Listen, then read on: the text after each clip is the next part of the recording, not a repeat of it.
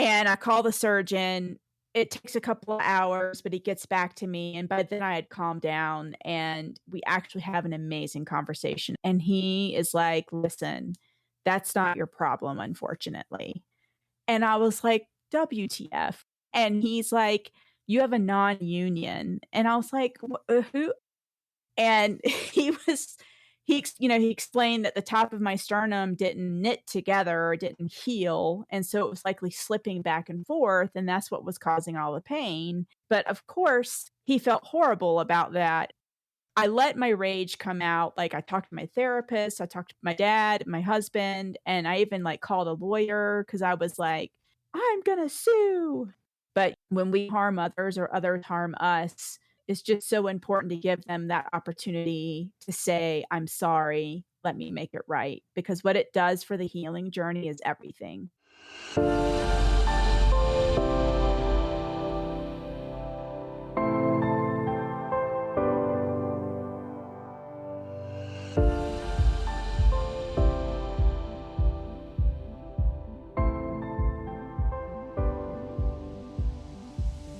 Welcome to Imperfect Heart, a place for you to join me, Jeff Holden, in conversations, discussions, and dialogue about our hearts and the impact myocardial bridges have on them. We'll talk with healthcare professionals, those in related fields that support our condition, and others just like us with stories of their myocardial bridge experiences. It's my intention for this content to inform, educate, entertain, and even motivate or inspire you in your personal journey on dealing with a myocardial bridge. Most importantly is to have you leave each episode with hope, knowing you're not alone and that what you're experiencing is real. Boots Knighton has been an educator since the late 1990s in all facets of education, academics, ski instruction, even experiential education. Her greatest teacher, however, has been her heart, thanks to a surprise diagnosis in 2020 of multiple different congenital heart defects. She is now thriving after successful unroofing surgery on January 15th, 2021. It was not without incident, though, and I thought it important to share some of the challenged surgeries that can and do happen on our program as well.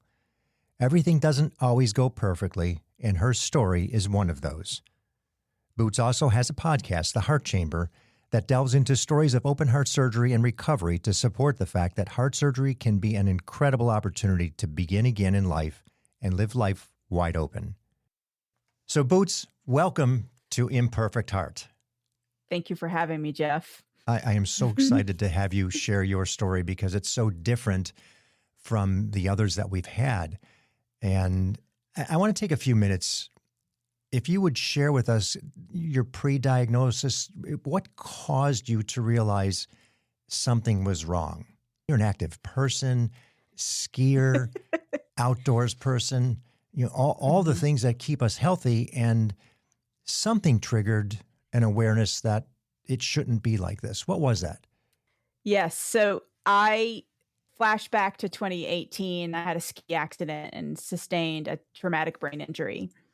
And I healed from that, but as I was when I was about 2 years out, we started noticing a lot of breathlessness and I was passing out.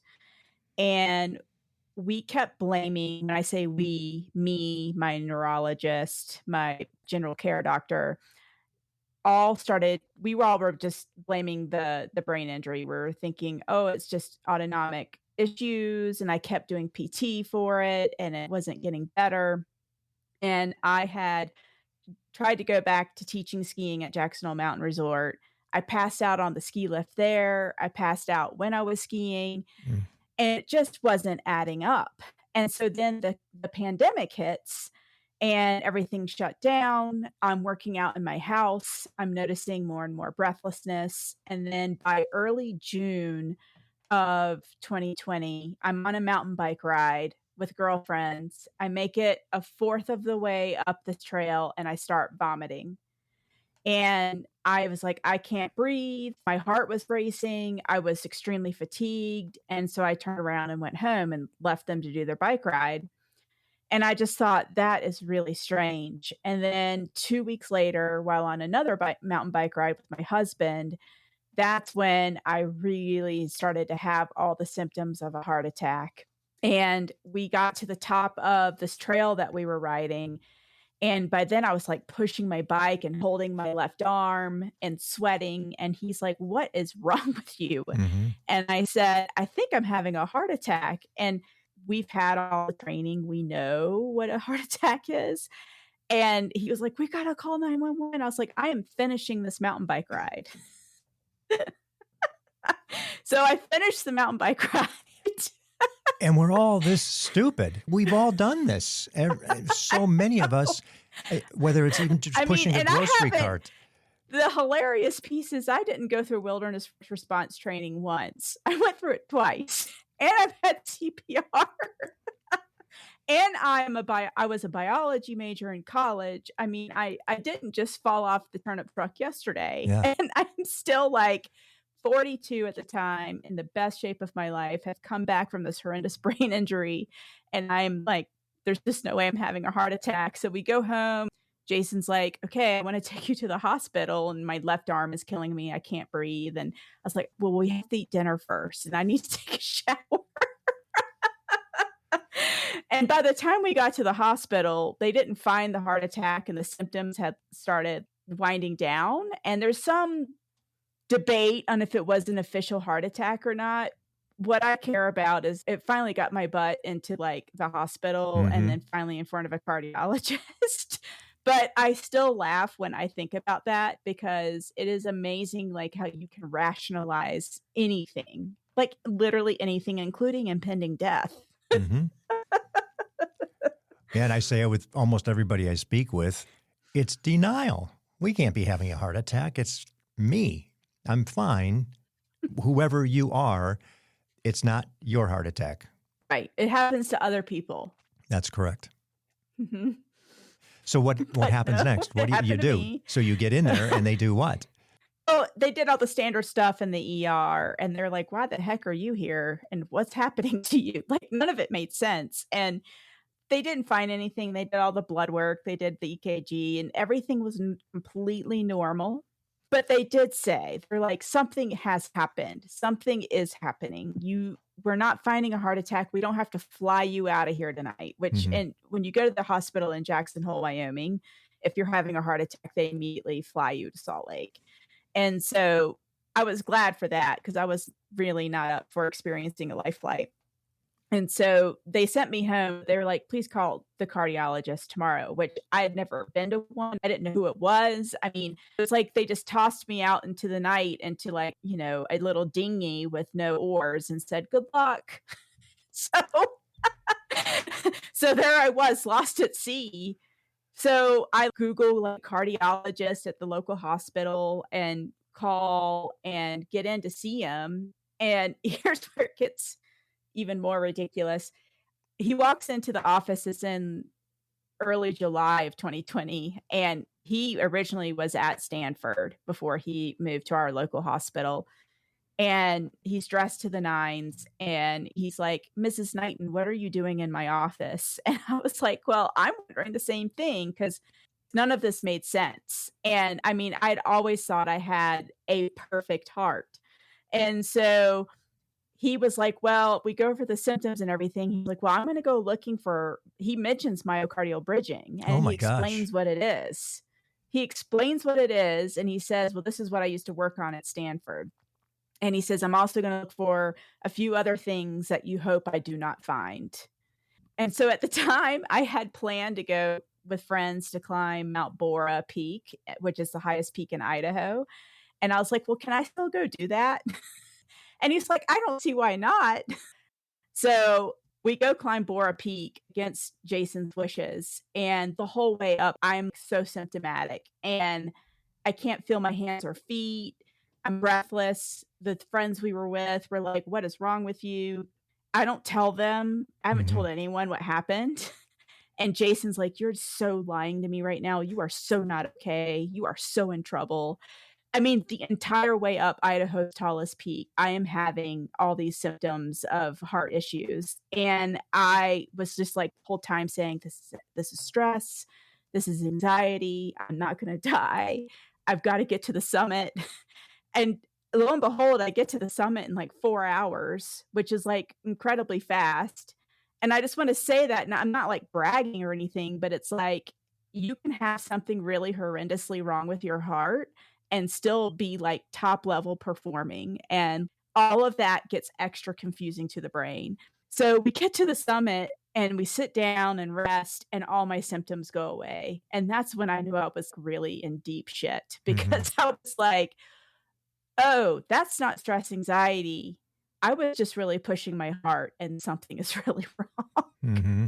And I'm now in, like, the wilderness of Idaho on the tallest peak in Idaho, and I have to get my butt back down. The good news is And I down just keep down is laughing. less stressful than What's going up. that? At least the down is Oh, less stressful than going totally. up.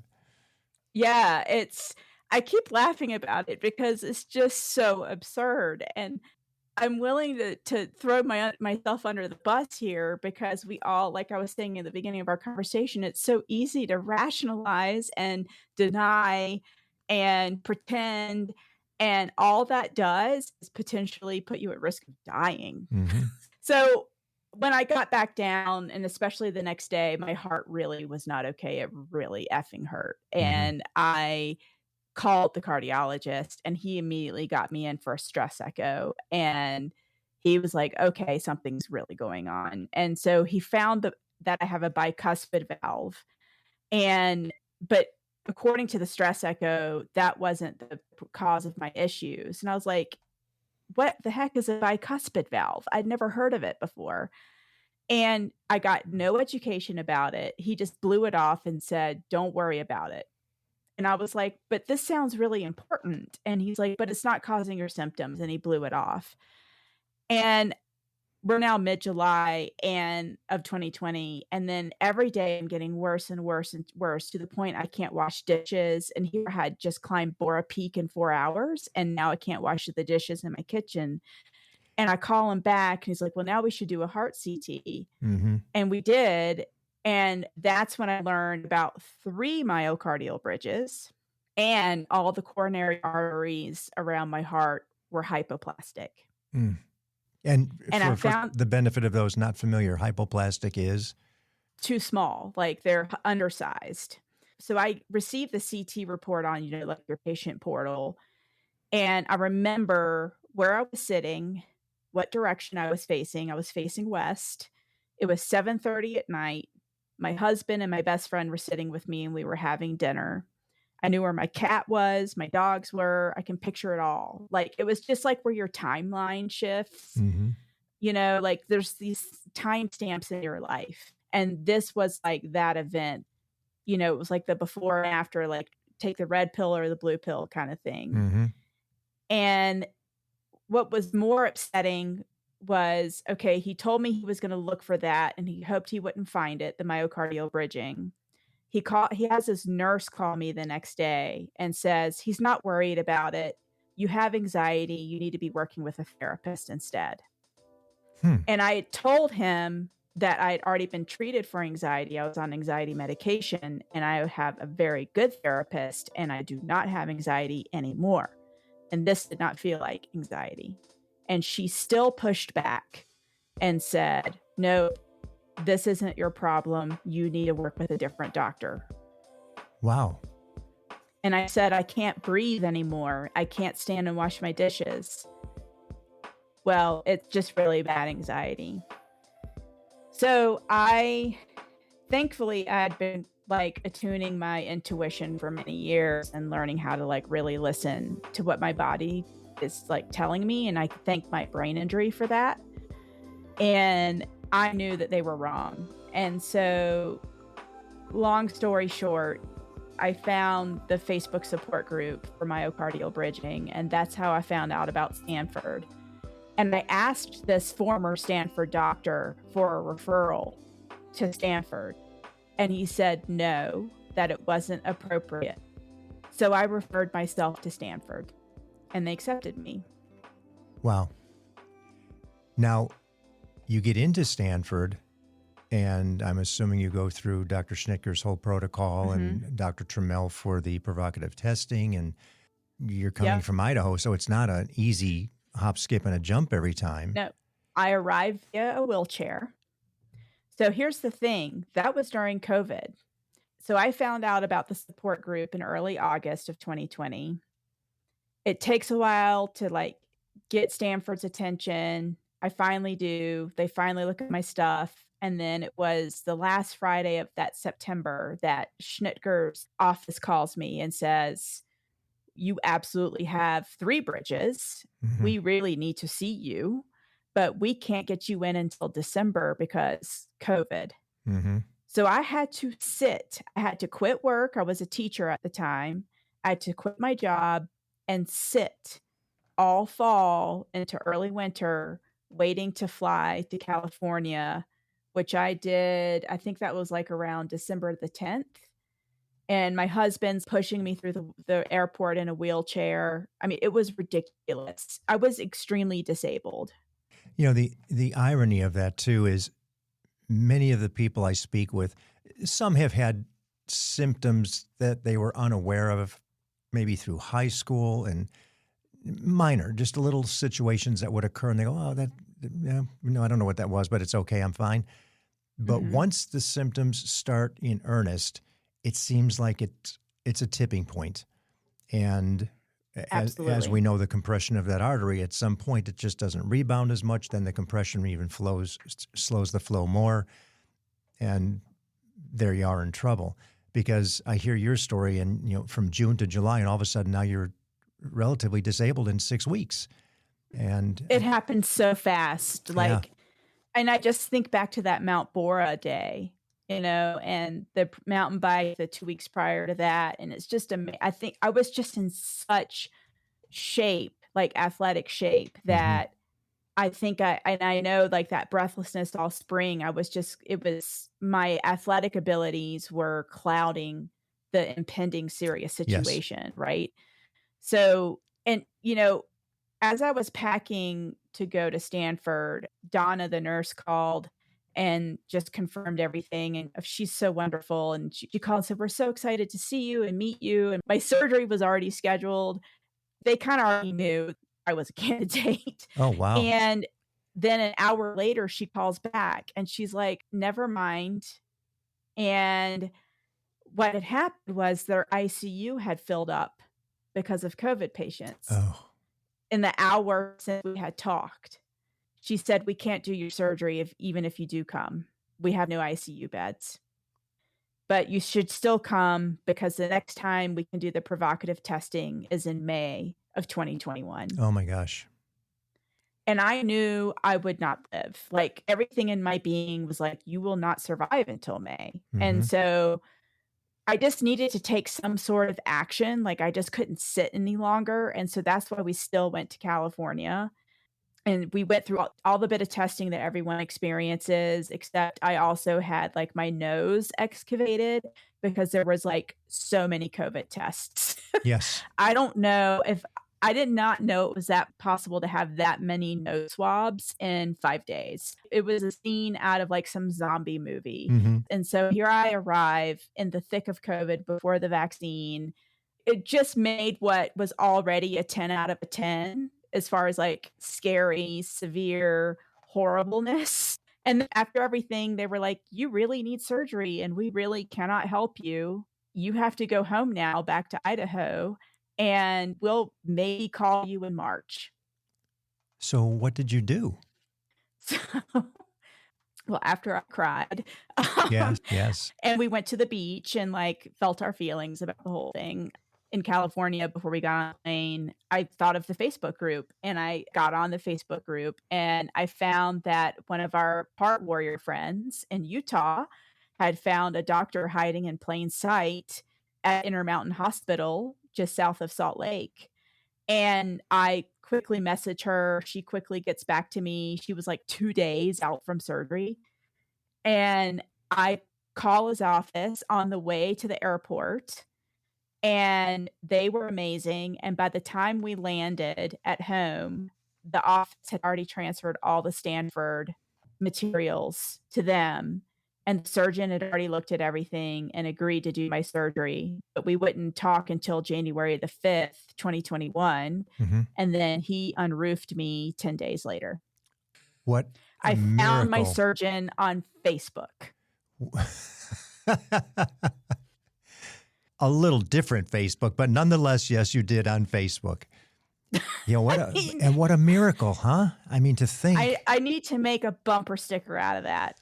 It is just so jaw-dropping, the whole thing. Yeah. And, I want to go back because you said Heart Warriors, which is a term you use on your podcast, which I mentioned in the introduction, but again, the heart chamber. And you tell the story in depth there for anybody who wants to listen a little bit more and hear the details of it. So let's go now fast forward post-surgery. So you had it done roughly January 15th, 2021. I'm, by the way, just a year after you, still in COVID, not quite as severe COVID, but nobody in the hospital. You got to go in and do it all by yourself, and your wife has to sit somewhere else, and family and friends can't come. But I was January 4th, 2022. And funny that so many of the people we've spoken with, they either are diagnosed or have their issue or incident that is the tipping point June, July, August. Everybody so far that I've spoken with is in that window. Go figure, huh? So all Northern Hemisphere, right? So it's all, I'm just wondering if it's heat related. Is there an effect of summertime temperature, humidity on the arteries? Don't know. We'll leave that to Stanford to figure out and do the research on. Come on, Dr. Schnitker, do your magic. That's right. So now you're unroofed, and amazing that you would have three bridges. So you're home, and you did a sternotomy. And I would imagine at that point, it wasn't even a question of, am I going to do a sternotomy? Can I look for a robotic? At this point, you just want to get this thing done and taken care of because of the severity of it. Yeah. And tell me. And I did ask my surgeon about that. And beforehand, I asked him all kinds of questions, like why. I told him, I said, I'm very special to my mom and dad and my husband. Why should you be the one to operate on me? Mm-hmm. And I just want to encourage all your listeners to ask the same question of your surgeon. Like, you are hiring them to be on your healing team. You are the CEO. And that was one big lesson I learned towards the beginning that I shout from the mountaintops now. It's like, you are the CEO. You are in charge. No one else. Correct. And your body is your company, and it's the biggest company in the world to you. And well said. I love that. Well, and self-advocate. And everybody that has been on our program, and I'm sure many on yours as well, if you don't, the best outcome for you is not going to happen. You really have to self-advocate. You have to dig. You have to do your homework. You have to ask a lot of questions. And I think that's a great question. I love the way you phrase that. So what it does is it takes maybe more like the more professional side out of it and takes the doctor out of doctor mindset and puts the doctor into human mindset. Mm-hmm. Right? Like, this is just another soul I'm operating on. And he appreciated that question. It ended up being the best situation because since I also had the bicuspid valve, he's actually spent time looking at my bicuspid valve while I was under and really inspected it. And then when he sewed the myocardium back up, he sewed it up in a way that, should I need that bicuspid valve replaced, it should be a slightly easier surgery on me. Something about how he cut open the myocardium and sewed it back. He also told me that because he had inspected it, his main focus is bicuspid aortic valves, and he thinks that I may be one of the lucky few who gets to keep mine my whole life. Wonderful. Crossing fingers. Well, you've got enough One heart surgery's enough. Yeah, I was just going to say, you've got enough other things going on with that you don't need another complication. Right. So he also said in my surgery to speak to the hypoplastic arteries. So I'm kind of hypoplastic. I'm extremely small. So I'm only 5 pounds or five, not 5 pounds. Oh my gosh. I'm only 5 feet tall and I'm 100. And so he said, because I'm so small, that the small arteries are not a problem. But if I were any bigger, it would have been a major problem way sooner in life. Mm-hmm. So you get home, and how do you feel? Amazing. You noticed it right away. I noticed it when I walked from my ICU bed up to the PCU floor. Mm-hmm. Very few people walk after surgery, and I wanted to walk. This was 24 hours post open heart, and Jason has video of it. In my mind, I was so fast. Yeah, right. Yeah, we all think we're killing it when we get up. Look, you've never seen anybody like this, have you? Right? I mean, I was so lightning fast walking from the ICU. I'm pretty sure any snail that had been on the hallway that day would have passed me with flying colors. Yeah. But I know I felt really amazing. And I continue to feel amazing. Mm-hmm. And I mean, it was such a wonderful recovery for a while. Mm-hmm. And that's where I want to get, Mm-hmm. for a while. And, For a while. And then what? Yeah. And then what? Yeah. So, well, my mom died 9 weeks post open heart surgery. Mm-hmm. Oh, And so I'm an sorry only for that. child. And it was across the United States on the coast of South Carolina from where I live. And it just was not helpful for my healing. Mm-hmm. And then I come back and I try to go back to my teaching job, and I start to notice that my right arm keeps getting zinged by something. Like I kept feeling these electrical shocks going down my arm. And it took until about late April for all the swelling to really go down completely from the sternotomy. And that's when the wires kind of started to poke through and say hello. And I called my surgeon in mid-May. It got to the point I couldn't take it anymore. And I Mhm. called him up and he got on the phone with me and he's like, I was afraid this was going to happen. So basically, because I'm so petite, Ah, he said, petite women have a harder time keeping the wires. And I have no fat to cover them up. And so they had to come out. So in early June, I had them extracted. And then the summer kind of starts to roll through and I'm battling, obviously I'm grieving the loss of my mom. I have the cardiac blues. I mhm. absolutely had those. And I write about them. It's interesting. The cardiac blues hit when I was in the hospital. I went back and read my journal the other day in preparation for our visit today.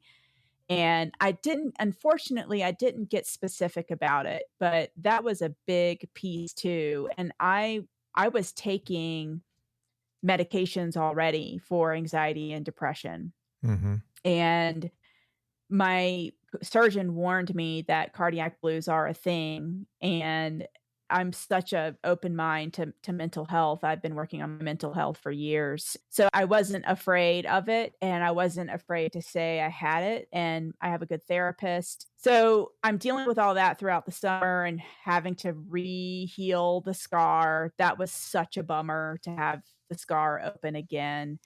And I'm noticing the pain is getting worse and worse, but in a different way this time. So I wasn't getting electrocuted in my right arm as I was describing with the sternal wires. And I call my surgeon back and I'm like, I know y'all are probably sick of me, but something's still not right. They're like, let's order a CT scan. So they called my local hospital and got the CT scan going. Thinking it might be the heart. Yeah, we're just not sure. I was going to the gym and getting my heart rate up and everything was okay. So we weren't really even worried about the heart. I just had more like structural pain. Mhm. And so I'll never forget this. I'm laying in the CT machine and the CT guys were like, "Hey, why are you here?" And I said, "Well, I had all the wires taken out, but I'm still having pain." And so they're like, "Okay, we'll take a look." And they come back and they're like, "So you said you had all the wires taken out, right?" And I was like, "Yeah." And they're like, okay. So they go back into their little room and do some more imaging. And then all of a sudden the radiologist is standing over me and he was like, Mrs. Knighton, I have some really uncomfortable news. And we're all wearing masks, right? So I can't see anyone's faces. And he's like, you still have a wire in you. I had nothing to say. And usually I can laugh or swear or something. And Right. I remember I just froze. It was so beyond my comprehension of understanding because I was like, but wait a minute, I had surgery for that. And he and there's 3 men, this radiologist and the 2 techs. I thought they were gonna cry, like, they were devastated for me, Mm-hmm. and I'm still not saying anything, and he was like, "Listen, I can tell you're shocked." And he's like, "Get dressed, I'm gonna bring you back to my little cave where usually patients can't go, and I'm gonna show you." And he did, so he brings me back, and darn if there's not a little bit of wire that had broken off in my sternum. And and so I go through the typical and appropriate emotions about that, the rage, the disbelief. I may have sworn enough for an entire lifetime. And I call the surgeon. It takes a couple of hours, but he gets back to me. And by then I had calmed down and we actually have an amazing conversation about it. And he is like, listen, that's not your problem, unfortunately. And I was like, "WTF? What do you Mm-hmm. mean?" And he's like, "You have a non-union." And I was like, who?" All this like, I swear every time I turn around, I was in medical school all over again. Mm-hmm. And he explained that the top of my sternum didn't knit together or didn't heal. And so it was likely slipping back and forth. And that's what was causing all the pain and that it probably wasn't that little tiny bit of wire that was stuck. But of course, he felt horrible about that. And that this is like something I want to share with listeners. I let my rage come out. I talked to my therapist, I talked to my dad, my husband, and I even called a lawyer because I was like, I'm gonna sue. So, Mm-hmm. I went through like 24 hours of all the necessary emotions. I let them just rise and flow through me. And then I arrived at this place of compassion because this doctor is so amazing and he's so kind and humble and filled with grace. And he had made a mistake. And I had 2 choices. I could sue, but what would that mean? Who would that help? My pocketbook temporarily, Mm-hmm. but that was about it. And it would affect how he did his work. It would affect my health, my healing in a negative way because I'd be holding on to this resentment. So Yep. I chose love and I chose forgiveness. And when he called to talk to me about it, he said, listen, I know you probably don't ever want me to touch your body again, but I appreciate opportunity of fixing my mistake. So I let him. Mm-hmm. And then he also put in a titanium plate at the top. And I got to choose my favorite color, blue, because that totally matters because no one's ever going to see it. And then I got on with my life. But I had to like grieve getting cut for a 3rd time. Mm-hmm. And I had to grieve the horrific pain because it was a tough recovery. Having anesthesia 3 times was not awesome. It was not great, but he paid for the surgery. He paid for a hotel room. He paid for our gas to get back down to Salt Lake. And we Wow. hugged. It was amazing. When we harm others or others harm us, it's just so important to give them that opportunity to say, I'm sorry, let me make it right. Because what it does for the healing journey is everything. Yeah, I agree. And I'm so glad that you addressed it the way you did, because there's obviously many people who are not even to the point of processing the bridge yet in the mental state of, I've got this, now what do I do? And all the anger and the discomfort and frustration, it just builds and builds and builds. You may not even know you have the bridge, but you have this thing that you know something's wrong and nobody's diagnosing you properly. And then finally you do realize, and you can go a couple of different ways. You can be all frustrated and angry about it, but you have it. You were born with it. It wasn't something you did. You didn't cause it, and it wasn't intentional. So now accept it and move on to the next step and prepare. And Right. I applaud you for the way you address that. It's not easy. It's not easy when something goes wrong. And there's actually somebody who's accepting the responsibility for it. So there's your point of blame, if you choose to go that route, but it's not going to get you anyplace. No, it doesn't. And it doesn't serve at all. No one's highest good is served. And I think what's really encouraging in the discussion is the heart's fine. The unroofing process worked. You're not debilitated by that. It would happen to be something else that was the structural part of it versus the heart. And right. to find the positive in that story, there's just great value that at least it's not that, and you're not dealing with those issues. That's not a life and death issue with a sternum, and it's correctable. So. Right. And it was a minor surgery. It was considered minor. I went home the same day, in and out. But you do have a beautiful blue plate that if it ever does, you can say, that's my blue plate. Don't worry. It's a blue plate special. It's in my chest. I never have an opportunity to show off. So here we are now, almost 2 years later. Where are you? How are you? Well, I've taken up rollerblading, and I love it. Although I've still not gotten out this year because winter went on forever and then it doesn't seem to stop raining now. And I now ski for me instead of for work. And that's really quite the concept. I'm really enjoying not being in charge of other people's ski vacations. But a really interesting thing has come to light. So last May of 2022, I was not feeling good and I was having a lot of cardiac symptoms and my cardiologist could not figure it out, my local cardiologist. Mm-hmm. So she sent me to Mayo Clinic in Rochester. I went there in July. They did you're all just these bouncing tests. Back and forth to some of the best places in the country, aren't you?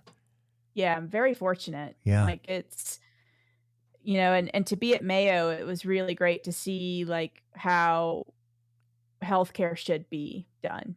But they too were like, we're not quite sure what's causing these symptoms. And so they prescribed me Joy, Joy, I'm not kidding, and sent me home. So Joy? So yeah, Joy. They literally prescribed me Joy. They were like, we don't know what's going on. And I did leave. There were some other tests they wanted to do, but by then it'd been like 10 days and I felt like a pincushion at this point. And I was like, I have to go home. Mm-hmm. And long story short, my nutritionist, who I interview for my podcast, is an amazing episode 3, which I highly recommend everyone listen to, does an inflammation test on me. And it's like poltergeist in lab results. No wonder I was feeling so bad. Like you name it, it was inflamed, like all these different cytokines. And she was so freaked out. She calls her Lyme disease doctor that she knows in Connecticut. And this doctor's like, oh my gosh, you might have Lyme. Long story short, I am now working with a naturopath doctor in Bozeman, Montana. And we don't know yet if I have Lyme, but I definitely have biotoxin illness. And we're starting to treat me as if I either have Lyme or have been exposed to mold or something like that. And what I've learned already is 24% of the US, or not the US, I think just general population, have a genetic predisposition to reacting to Lyme or mold or other toxins in the environment. I'm wondering if in my workplace environment, if I was exposed to something there as far as mold. And all it does is it takes one little bit of exposure after a traumatic event to then go into this major inflammatory response. And then I got COVID for the first time this January 2023. It was that bad. And we think that kicked off the cytokine storm that's causing like this snowball effect in my body. And so again, that's where I'm at. The good news, there's good news here. There's so much good news. It's really not the heart. You are still functional, so that's good, and you actually have control of it. And we're going to go back to the conversation we had a little earlier, self-advocacy. Don't stop. You have to keep looking. And I agree with the nutritionist input, which is an episode we'll do at some point in the future once we get past all the doctors. And mental health, nutrition, just general well-being is so important. You can't just go back to the way things were and expect everything to be the same and or perfect. And I think your story is just one of those wonderful undulating experiences where we hear the success stories where it's just everything's good, blah, blah, blah. And that's great. And that's what we all hope for. But we also need to hear the others that have struggles. The good news is it's not their heart. It's everything around it that is as a result of the heart and the surgery. And life happens. Stuff happens, and we don't get to control that, but it's how we deal with it. And you have really grasped a lot of the things that are critical pieces of it. The mental health issue is such a big deal. And you're right, cardiac depression. The majority of people have a heart attack. There's a depressive period behind that. And you've dealt with that beautifully. You were already dealing with it. So you came into it with support. And then to identify the nutrition value, I think that's going to be great for people who are listening who are struggling with something that they know just isn't right. And maybe mental health is good and heart's good, physically good, but something's just not right. There's a place to look. And we overlook that often. I eat well, I'm doing everything fine. That doesn't mean that you can't have inflammation, which is so many times a cause of an issue. Right. And, Nurse Georgie, my nutritionist, we talk about what would be the dream case, like the dream scenario of going into surgery. And you know how we do all that? We had to do all that blood work to get ready for surgery to make sure you wouldn't die. No one checks for inflammation. No one checks your vitamin D, your B levels, magnesium, right? Well, maybe they check magnesium. Right. Yeah, but they don't check for inflammation necessarily. And there's just no way any of us came out of open heart surgery without some level of inflammation. And we just can't be too careful. And going back to the Mayo's prescription of joy, it's a little silly, right? In one way, in one sense. But here's the thing. This is how I've run with it since then. Choose joy even in the deep valleys of darkness. Live life even though I feel like shit some days, right? Like, go skiing anyway. Go rollerblading anyway, right? Like, I'm tired right now because I've started this biotoxin binder pill and it's kind of kicking my butt. So today I did yoga, but do it with joy because there's people who can't do yoga anyway. There are still, we have a choice in every day of our life to choose our attitude and to choose our perspective. And I've learned to look at each situation as, what is it doing for me instead of what is it doing to me? Right. Yeah, and I use the same phrase. I just reverse it so often. People go, oh, God, look what happened to me. It didn't happen to you. If you look at it with the right perspective, or at least from my perspective, it happened for you. Now, what do you do with it? Because it's happened. You can't reverse it. It is what it is. I mean, we have a scar to prove it. But whatever that situation is, learn from it and take it forward. And I love the attitude and perspective. There's Charles Swindoll has a wonderful, maybe 4 or 5 paragraph piece on attitude. And it is the one choice you get to make every day, is how you're going to accept things. I love that you're in that space. Before we wrap up, after all of this, you decided to take on a project. And that very similar, I think we both started at about the same time for the exact same reasons. Tell us a little bit about that, share with us so people know, how to get to you, how to hear what you're doing. But if you would, I would appreciate that. Yeah, thanks for that opportunity, Jeff. So I started a podcast. It came to me last fall, November the 5th at noon on a Tuesday. I remember exactly, it felt like existential. Someone whispered in my ear, start a podcast. And it had not been on my radar. I'd written a book already. It's still in rough draft form, but I'd written a 94,000 word book on my heart surgery and losing my mom at the same time. Mhm. And I thought that was gonna be what I do. And then Your then this catharsis. existential yeah, then this existential thing was like, "Hey, podcast." And then 2 months later, January 31st, I released my first episode, and you were my very first person I interviewed. You came out in episode 4, but you were my first interview ever. So thank you. Absolutely my And my pleasure. And you did a great job, by the way. Oh, thank you. And so my podcast, I named it The Heart Chamber, and credit to my dear friend Denise Hardy, who helped me come up with the name. I did 20 episodes in the first season, and it included myocardial bridging, caregiver, some of the healing team that I've hired to help me heal, and then some heart transplants. It's some other congenital defects. I still can't believe I did 20 episodes. And I do plan on doing another season, and I'm not exactly sure when it will start. It will be in the fall. I need to focus on my healing for a little bit longer before I can give myself back to the podcast deal. So, as you think of all the things that you've experienced to date, if there was one thing that's most significant that you would like to leave the audience with, what would you say? I play this moment in my mind every morning when I meditate.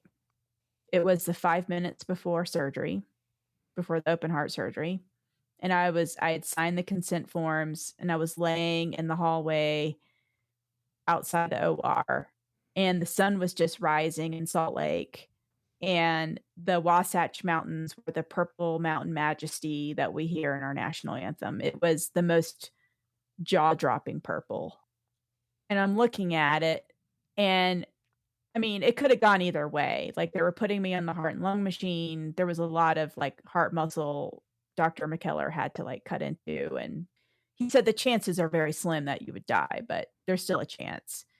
So I was like, "Well, okay. If this is my last time seeing mountains, this sure is a gorgeous last time." And I started just kinda running through, like, do I have any regrets? But here's the thing. I've been focusing more on lately was not what I was thinking about, but what I was not thinking about. So here I'm at the brink, and I'm just thinking about skiing, and I wanna ski more, and I wanna be of service and write a book. That was it. I wasn't worried about the money I had. I wasn't worried about was I loved or not. I knew I was loved. I knew I was cared for. I had all my needs met. I was not worrying about errands or if this person liked me or if I had enough followers or whatever the heck people genuinely worry about on a day-to-day basis. None of that mattered. That was just it all fell away. I was more about how can I help and how can I experience life to the fullest extent should I come back from this? That was it. Hmm. I think that's a great way for everybody to understand and accept the next steps of whatever those next steps are post-diagnosis. Because Yeah. really what's important isn't the material stuff. And I think we all realize that after that happens. I guess I could sum it up as I'm I guarantee you what you think matters probably really doesn't matter. Well, Boots, thank you so much for joining me. You know, continued healing too. The fact that you've taken this initiative to just continue and continue and continue to progress is it's just astounding. And not give up and just keep going to get to where you need to be. Yeah. And I think a lot of people can learn from that recovery is not overnight, it's over time. And I can only tell you all of the story today with the humor and my nervous system isn't getting activated. I can only do all of that because I have a therapist and a loving husband and friends. Like I've asked for help and support because I knew I could not get through this alone. Brilliantly said. People listen to The Heart Chamber. Check it out. You can hear some very interesting stories, some different stories. You know, maintain that sense of humor. It's wonderful to hear, and the positivity. Thanks so much for having me, Jeff. Thanks, Boots.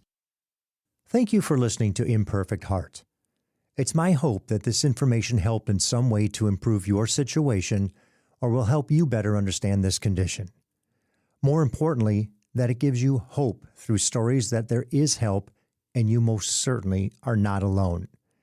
If you've been diagnosed with a myocardial bridge, please be sure to join the private Facebook group, Myocardial Bridge Support Group. For more information about our program or to reach me directly, visit the website, myimperfectheart.com.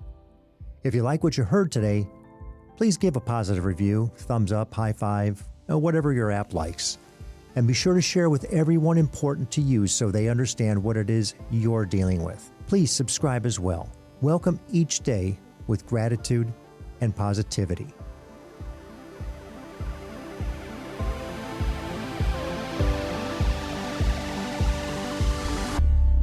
The views and opinions expressed in this program are solely those of the host and the guest and are not intended to provide, nor are they a suitable substitute for, professional care by a doctor, therapist, mental health professional, or other qualified medical professional. Imperfect Heart is a production of Hear Me Now Studio.